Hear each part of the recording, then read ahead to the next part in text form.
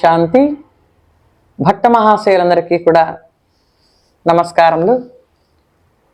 ఈ ఫిబ్రవరి అనగా 2026 ఫిబ్రవరి నెల 15వ తారీఖున వచ్చేటువంటి మహాశివరాత్రి పర్వదిన శుభ సందర్భంగా అందరికీ కూడా ఆ పరమేశ్వరుడి యొక్క కృపా కటాక్షాలు లభించాలని అభిషేక జాగరణ ఉపవాసాదులన్నింటినీ కూడా మనం చేస్తూ వారి యొక్క సర్వప్రాప్తుల్ని కూడా పొందేందుకు భక్తులందరూ కూడా ఎంతగానో తప్పిస్తూ ఉంటారు.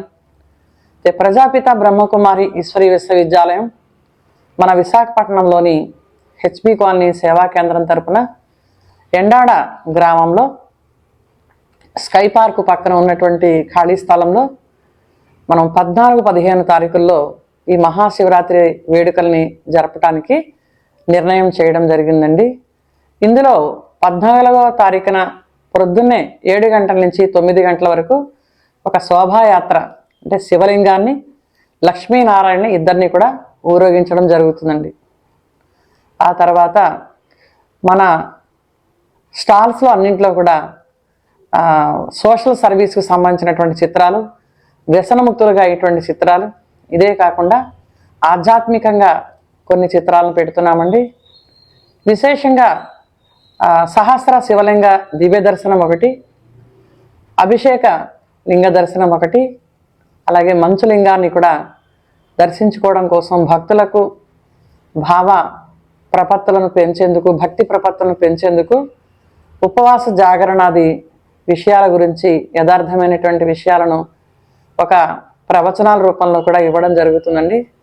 50 మందికి పైగానే పిల్లలు వచ్చి ఇక్కడ భరతనాట్యం అది కూడా చేసి ఆధ్యాత్మికంగా వాళ్ళు కూడా ఈ కార్యక్రమాల్లో, సాంస్కృతిక కార్యక్రమాల్లో పాల్గొంటారు. ఈ నగర ప్రముఖులైనటువంటి వారిని అందరినీ కూడా పిలిచి 14వ తారీఖున సాయంకాలం 6:30 గంటలకి జ్యోతి ప్రజ్వలన చేయడం, తర్వాత సాంస్కృతిక కార్యక్రమాలు ఉంటాయి. కొంతమంది సమాజ సేవకుల్ని కూడా మనం అందులో సత్కరించుకోవడం జరుగుతుందండి. ఈ కార్యక్రమంలో 5 గంటల నుంచి 7 గంటల వరకు, అనగా శనివారం నాడు 14వ తారీఖున సాయంకాలం 5 గంటల నుంచి 7 గంటల వరకు రుద్రాభిషేకం ఉంటుందండి. ఆ తర్వాత సాంస్కృతిక కార్యక్రమాలు. మర్నాడు మహాశివరాత్రి తెల్లవారుజాము నుంచి కూడా భక్తులు వస్తూ ఉంటారు. ఆ రోజు కూడా ఈ శివలింగాల దర్శనంతో పాటు సాయంకాలం కూడా సాంస్కృతిక కార్యక్రమాలు, ప్రముఖుల చేత జ్యోతి ప్రజ్వలనం, ఇదే కాకుండా అర్ధరాత్రి 12 గంటలకై లింగోద్భవం అయిన తర్వాత పరమేశ్వరుడు బ్రహ్మ ద్వారా చెప్పినటువంటి సృష్టి ఆది మధ్యాంత జ్ఞానాన్ని కూడా భక్తులందరికీ కూడా ప్రవచన కథారూపంలో వినిపించడం జరుగుతుందండి.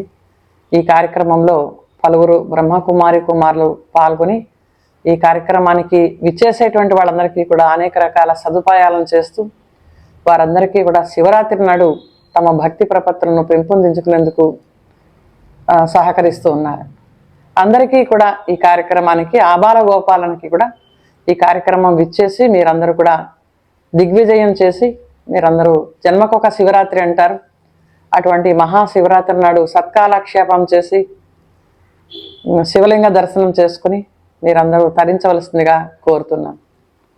ధన్యవాదాలు. ఓం శాంతి.